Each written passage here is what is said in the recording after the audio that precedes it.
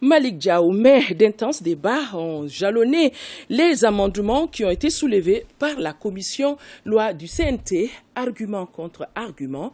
Le gouvernement était représenté par la ministre déléguée auprès du Premier ministre en charge des réformes, avait donc en face les membres du CNT. Explication, c'est avec Salimata Ndaw et Aliou Touré.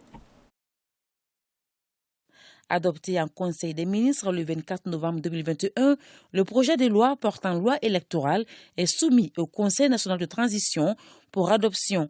La commission des lois qui a travaillé sur le document pendant environ 2 mois a fait des amendements.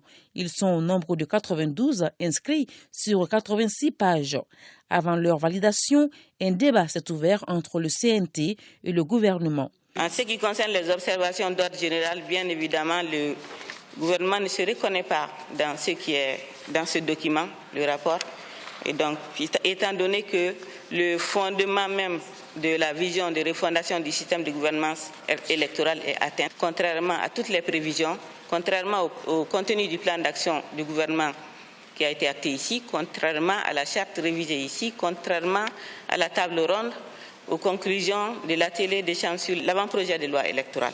Donc, en l'état, le gouvernement ne se reconnaît pas dans les amendements qui sont proposés ici. Hier matin, l'ensemble des membres de la commission étaient absents dans la salle puisqu'on était excusés pour recevoir Madame la ministre qui est venue à nous avec des propositions d'amendement du gouvernement. Ces propositions d'amendement du gouvernement, nous les avons entre nos mains, nous les avons étudiées avec elle et accepté ce qui était à relever et refuser ce qu'on ne pouvait pas prendre. Et les propositions d'amendement du gouvernement sont ici entre nos mains et vous allez voir que nous avons accepté de les fondre dans nos amendements. Bien qu'il y ait des divergences, les deux parties ont finalement réussi à s'entendre. Au cours de l'examen du projet de loi, la Commission des lois pour plus d'inclusivité a auditionné 260 personnes issues de 76 corporations.